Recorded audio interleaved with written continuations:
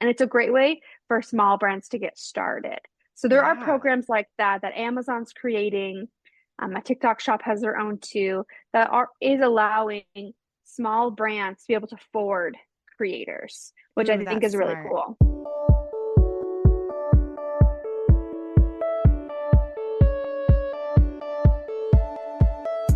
So you want to make an impact. You're thinking about starting a business, sharing your voice.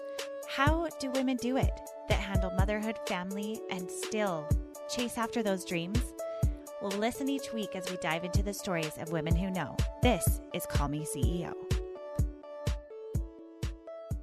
Welcome back, everyone, to Call Me CEO. This is your host, Camille Walker, and here we celebrate mothers building businesses and how to do that successfully. Each week, we share stories of real women sharing their highs and lows, the in-betweens, and what they have done, and you can repeat for success. And today, I am so thrilled because it is a multi-layered story, one that is also personal and that you can take and run with yourself. The first episode is going to be all about how Tana Cofer learned how to build an Amazon brand through working with the huge conglomerate company Pattern. She is also the CEO of the new glitter face edible glitter that you can put in mocktails and cocktails, revolutionizing how you drink your glittery drink, and also how she built the Rosie Ray agency. So I'm so excited about all of these topics. Thank you so much for being on the show Yeah, today, Tana. of course. I'm excited to be here, share my story, and talk all things glitter and Amazon. Oh, so good. I mean, I feel like you're at that pinnacle of understanding how to build successful brands using Amazon. And now we were just talking about TikTok. So we're really going to dig Yeah. into how you too can take a product using e-commerce and revolutionize building your own business in such an accessible way. So I'm so excited about that. Please first tell us where you're from, a little bit about you, how you got Yeah. started down this journey of e-commerce. Yeah. Great question. So, how do I begin? I'm originally from Oregon. Moved to Utah when I met my husband. Had been here for around 7, 8 years. And once I graduated college back in 2015, 2016, I spent my time in e-commerce ever since then. And even before that, my first job actually, I was running ads when I was 16 for a company. So Wow. I've just been in the e-commerce advertising social media space since the very beginning of when my career was starting. The way I got to Pattern actually at e-commerce was my job at an MLM that I was at was to kick off Amazon sellers. It was one of my many jobs there. And so I actually would go into Amazon, see who else was selling that brand's product, and would actually send it to our legal team for them to send cease and desist because this brand did not want to be on there. And I remember I kept going to our CMO and I was like, why are we doing this? This is a channel where we could grow. And she's like, this is not how we work. We only sell through our website or distributors, you know, our I don't remember what they were called, but consultants, right? MLM, that Yeah. community, we don't let them sell on the platform, so we can't sell on those platforms. And so we were, in my opinion, just preventing more revenue for the brand as a whole by eliminating multiple channels. And so I knew, okay, well, I want to look for a job where I can learn how to scale this. It's new. I was reading a lot about Amazon advertising, launching self-service. People could figure it out. And so I found the only company I could in Utah back in 2018 that was doing it. The only one that I could find, which was a small company called iServe, rebranded now to Pattern, and who we see today as this massive, right, Amazon reseller and agency. And I was the first advertising person that they hired. Wow. They knew I didn't know it, so they were just like, "Hey Tana, I know you're just turned 22 years old, but you're smart, you're driven. Figure it out." And so I figured it out. I was there for 5 years, scaled super super large brands to even larger numbers, helped small brands grow, and that's how I got into this area of e-commerce and just advertising in general, especially on Amazon. Wow. Okay. So back up a little bit. 16 years old. How did you get involved in Oh yeah. creating ads? Yeah, so my first job, I worked at a daycare that was inside of an athletic club. And my mom is a fitness instructor. She has been her whole life. And so that club I'd been going to since I was young. So I got a job in that childcare. And one of my first weeks, they were like, hey, we want to host like a party for this childcare, and all the kids could come and we'll all work it, yada, yada. But we're not getting a lot of signups. We need to get the word out there.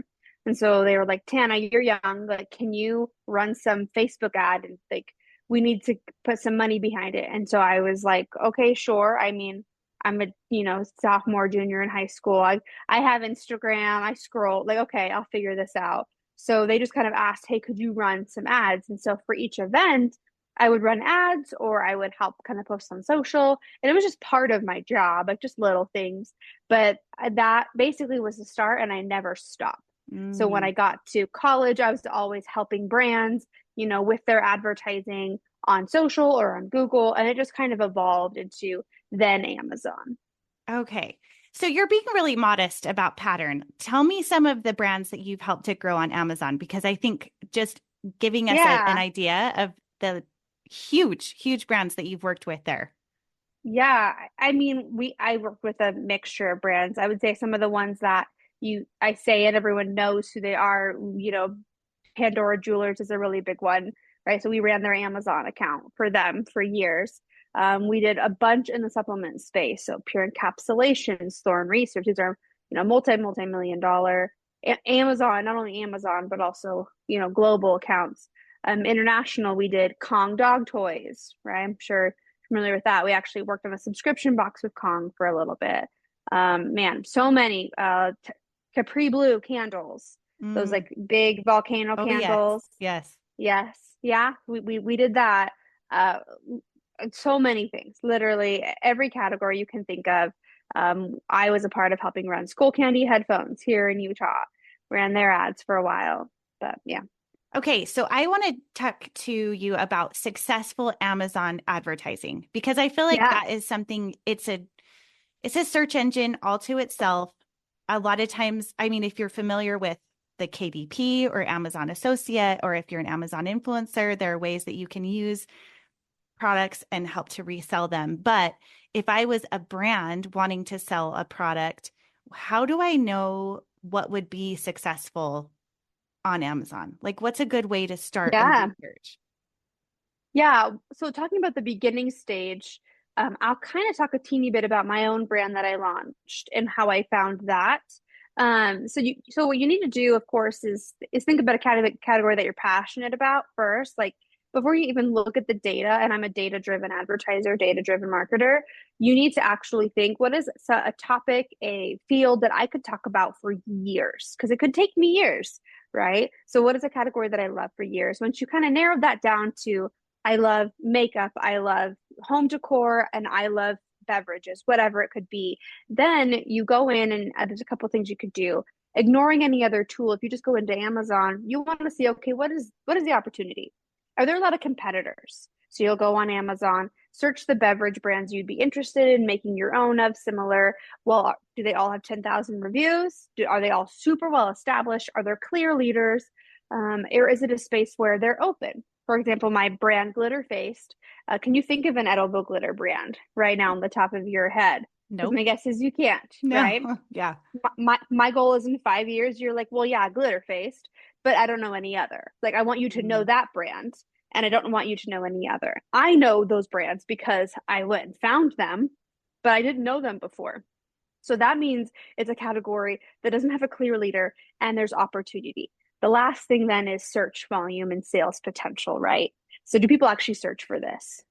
Like what you're thinking of, your product idea, your category, are you like one of the only people who look for it?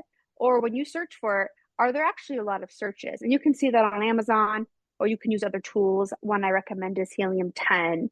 How many people are actually searching for this a month? Is there growth potential?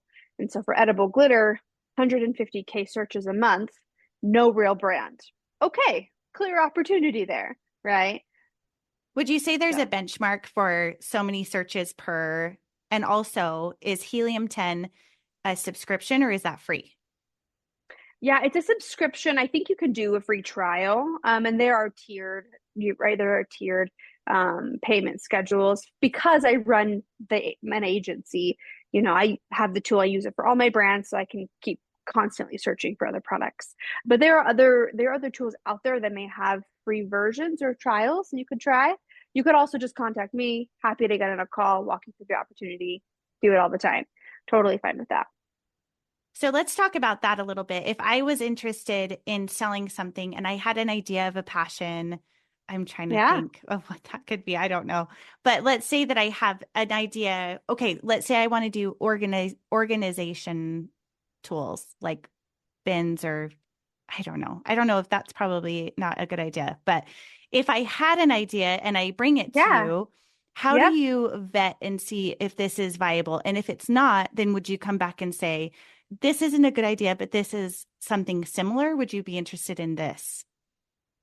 Yeah. So, I mean, I would do it a similar way that I just kind of walked through. Like, are there competitors? What are those reviews? Is there opportunity size?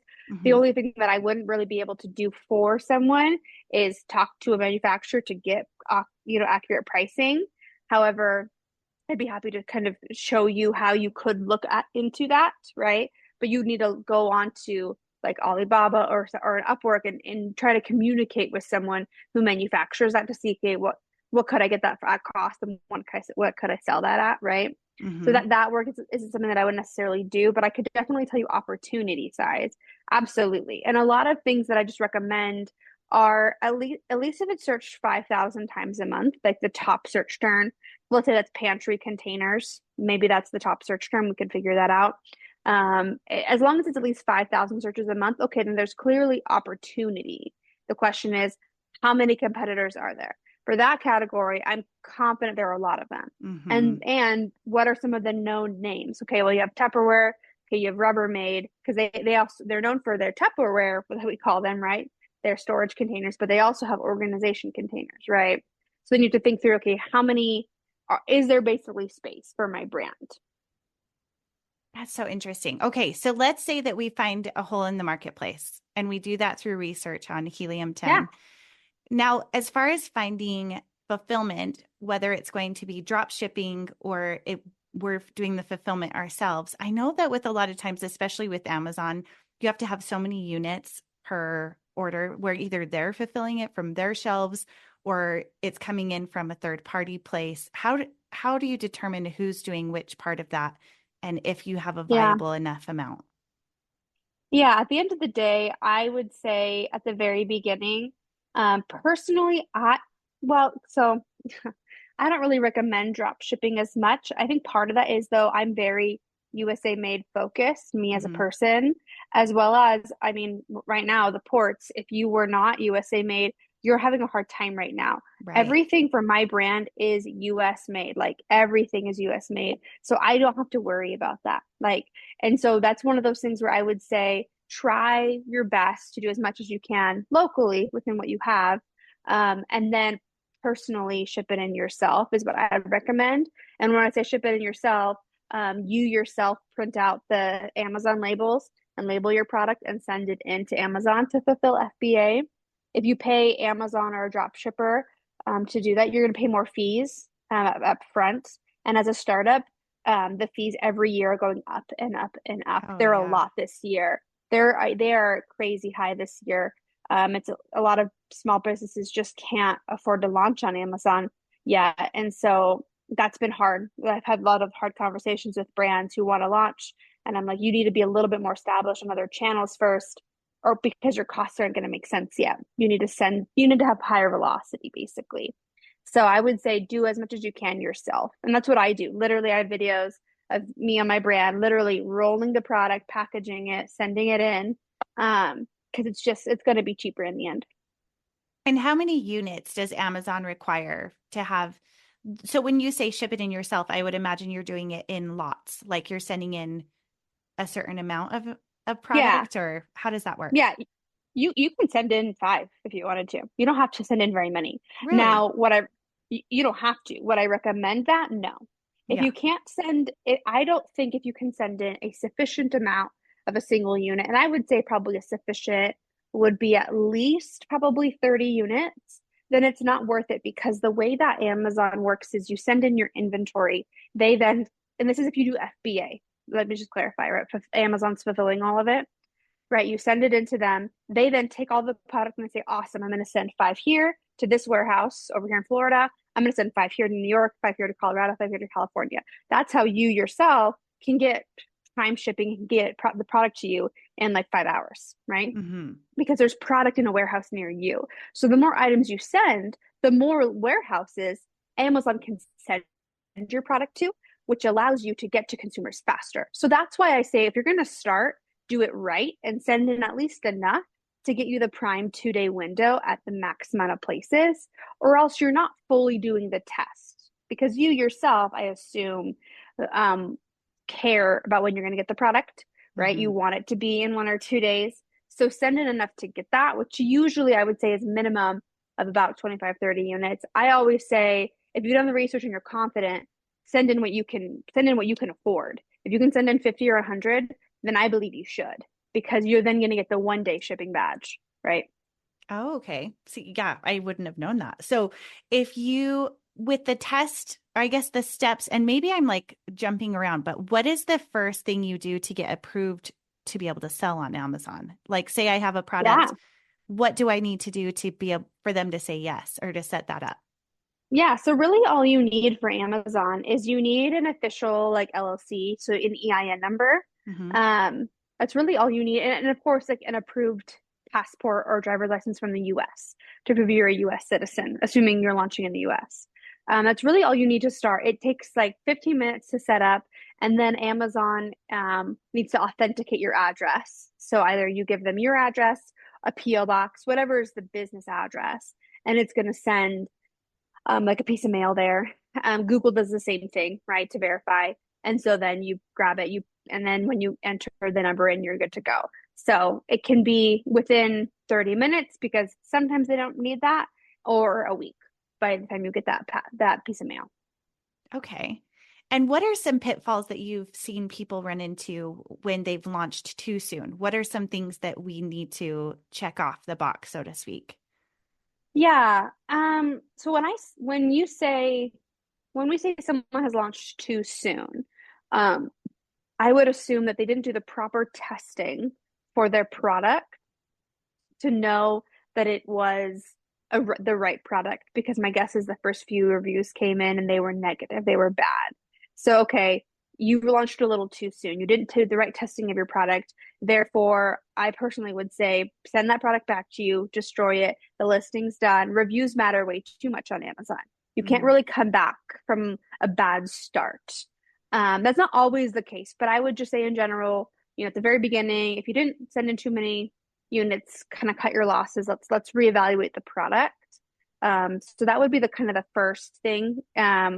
But I would say another sign that maybe you launched a little too early was your inability to send in 30 units and then send in 30 more if it sells well, right? If you can't refulfill the next kind of few cycles, then you probably aren't ready to launch on Amazon, because you need to be able to always have roughly 6 to 8 weeks of inventory sitting and then get ready to send in more, right? Mm-hmm. So, yeah, so a lot of brands, I personally, for Rosie Ray, my agency where I help brands launch and grow on Amazon, I usually don't sign a brand that just has a product idea and is just wanting to launch on Amazon. They have to have established sales somewhere. That really, the reason for it is because I want your product to be validated, so it's a good product. Mm-hmm. Consumers give us a few loyal consumers, and then when we take it to Amazon or we continue to scale it on Amazon, depending on where you're at, then we know, okay, it's not a product issue. You scale it. It could be a price, it could be a listing, it could be an advertising strategy, right? The product itself has to be good in order for you to be able to scale well. Yeah, that makes sense.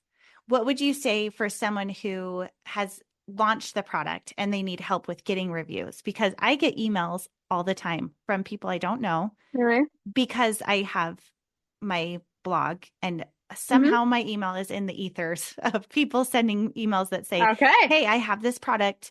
Would you review it? And it's on Oh, Amazon and this is the link and here is the product. Are you interested? I don't know how they even get my email. But I Okay. mean, sometimes I say yes. Like I got a walking pad recently that I loved, and it was for a review on Amazon. How do people do that? And how are they getting these emails? And if they don't have that Yikes. access, like what is a good way to get reviews? Yeah. So okay. So the best way to get a review on Amazon and to not get shut down is for that person who writes a review first to buy the product, and then secondly to not be associated with the brand. So one Hmm. simple mistake that people make is they ask all of their already influencers on their social to go on Amazon, buy the product and write a review, and then like the brand or owner will reimburse them for the product cost, right? The problem with that is all these people are already associated with the brand on another channel. Amazon will flag you. They could even take you down. Mm. So I would just say when you're thinking, man, I need some more reviews, don't do that.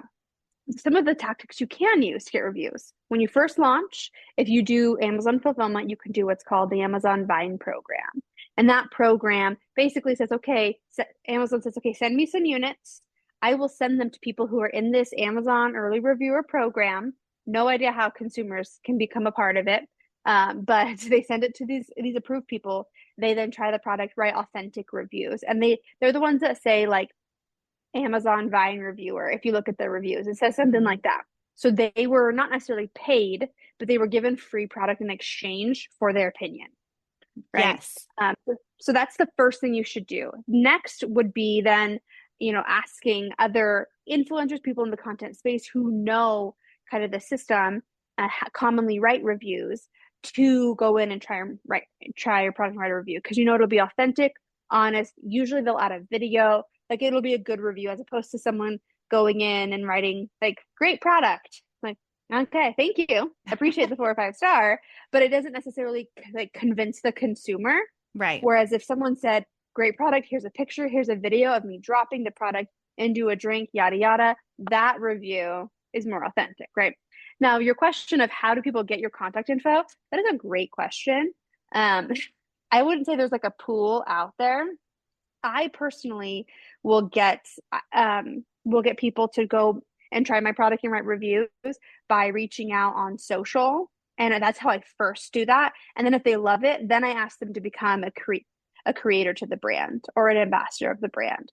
So it's almost a way to like get them to try the product, give me a review on a platform that I'll benefit from. And then I say, okay, you tried and loved the product, let's work together. And I'll do the same thing with bloggers. So if your blog caught my eye, I would reach out and do the same thing, have you try it, write a review, and then I'd try and form a partnership with you. Hmm. Smart.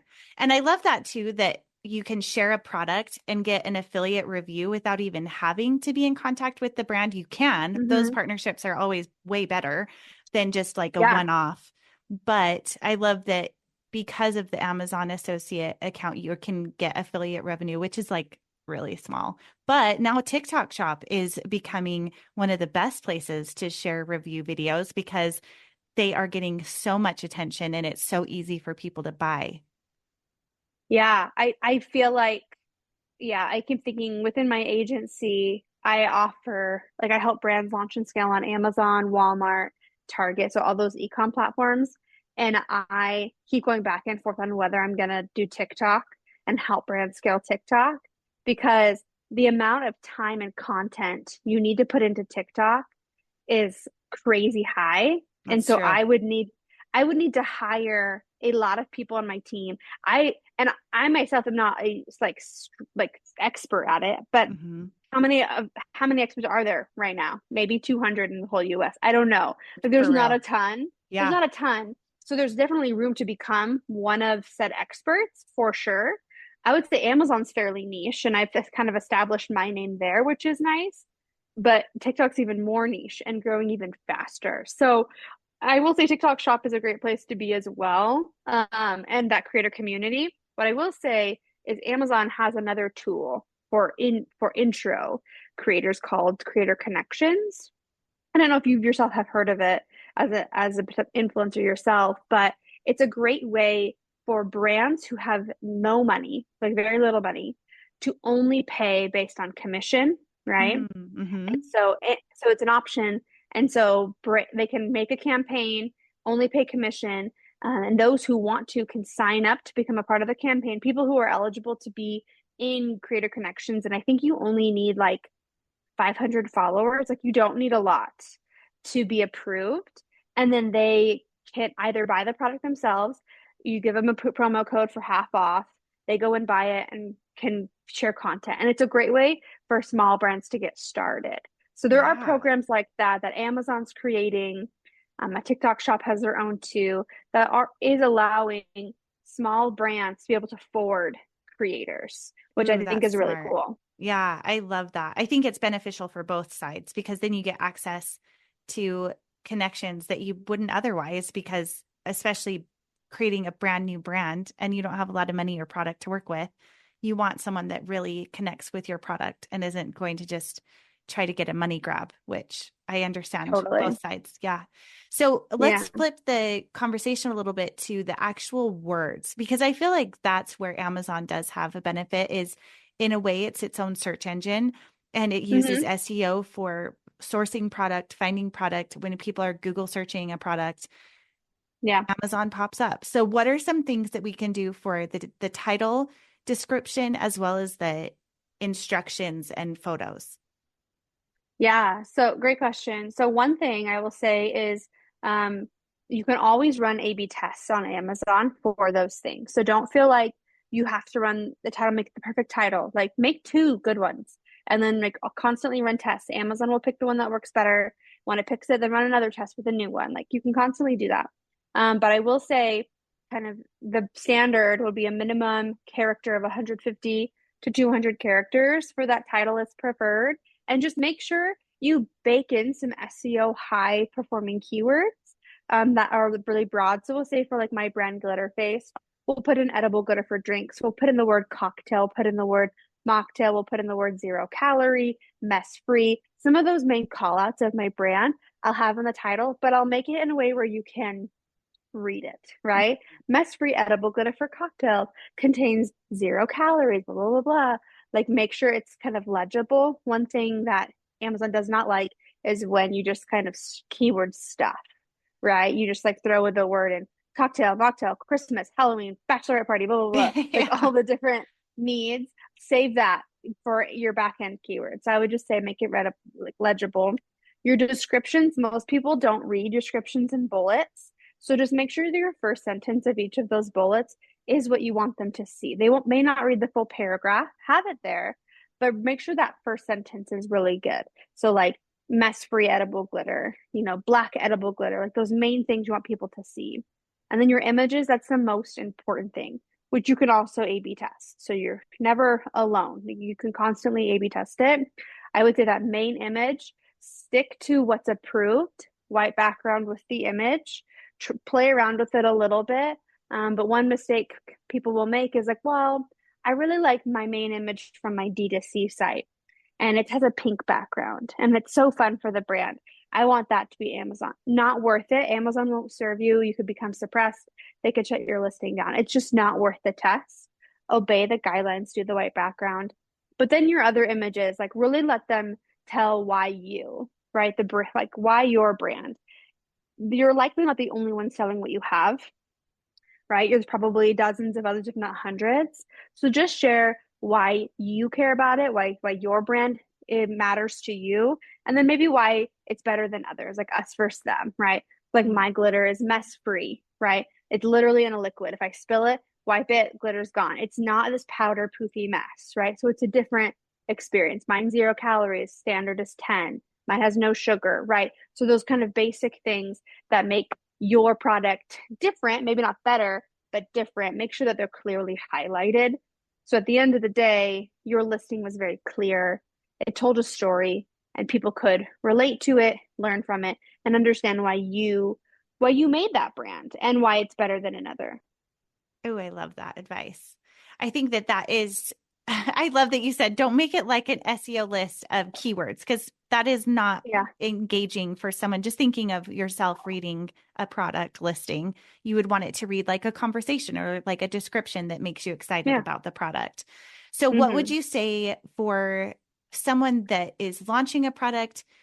and they're not quite sure if it's going well enough, are there some benchmarks of what to try to reach? Or like, I don't know exactly how to ask this question because I know every industry or product type is different and maybe has a different benchmark for sales or how many SKUs you want to have for the product. But are there any high level, like, this is a good benchmark to know whether your product is viable or something that will work well? Yeah, no, I think it's a great question. I would say I'm going to make the assumption that your product is one that is already there's one iteration already out there, right? So the best thing you could first do is read those reviews of said competitor, other person in the market, and see why do people like it and why do they not like it. So you're at least addressing you're fixing the issues that are with the old product. You are creating a brand that also has the things that they liked about it, right? So you're creating arguably a better product. And then assuming when you did that analysis, come up with that competitor, I would say look at their sales trend. Just make sure that they are growing or that space is growing. There are some spaces that are not growing. This past year, actually, like the baby category actually saw its first dip in a while, for example. Mm. That category, I would say, will always grow, but this would have been a hard year to launch a baby focused brand because the category itself kind of dropped a little bit. Same with like, or the opposite when COVID occurred, right? It seemed like everyone got pregnant, right? So the baby shopping category grew. So there are times where it goes up and down. So just make sure you're also launching at a time where like the market is moving in the positive direction so you have time to succeed. A lot of brands need about that 2 or 3 years to really vet if this is going to work or not. And I just want to make sure you've given yourself that runway. If you're like, this is all the product I'm going to buy, it either works well or doesn't, that's a lot of risk you're putting on whatever marketing intern you hired or agency you hired or yourself. It's a lot of risk. And so I would just say just be cautious and do your research and then be strategic. Like give yourself some runway. This, like for example, for Glitter Face, our first product, I would say actually kind of failed. We sold a lot of it, but we realized it was going to melt all summer long, and it did. So we actually had a lot of product that was waste. We lost a lot of money, but we planned for failure, right? We reformulated. Our product now is significantly better than it was before. And if we didn't kind of plan for that potential, we would have really suffered. Does that make sense? Absolutely. I think that's really good advice. I think a lot of times we go into something thinking 6 months or a year, and that is just not viable for any business. I feel like it's a 2 to 5 year situation where it's like you're in this for the long haul. Because I feel like those first few Yeah. years are really the playground of learning what works well, what you need to tweak, what isn't working, and, getting recognition for your brand, what really makes it stand apart. So I think that's fantastic advice. Yeah. Well, this has been so fantastic. Now, this is part one of the 2 episodes that we are doing with Tana. So part one is how to build a successful Amazon brand. Part two, we're going to talk about Glitter Faced and how you can learn from Tana's story, which she just gave us a little taste of. I'm really excited about that. So make sure to check out the next episode, and we'll do that now. Thank you so much for being on the show today, Tana. I appreciate it so much. Of course. Yeah. I'm happy I got to be here. Yes. And if for any of you that are listening and loving the show, ratings and reviews and subscriptions help a podcast so much, just like they help Amazon. So do a girl a favor, leave a rating and review, and share this with a friend so we can all grow together. Thank you so much. We'll see you next time. Hey, CEOs, thank you so much for spending your time with me. If you found this episode inspiring or helpful, please let me know in a comment and a 5-star review. You could have the chance of being a featured review on an upcoming episode. Continue the conversation on Instagram at Call Me CEO Podcast. And remember, you are the boss.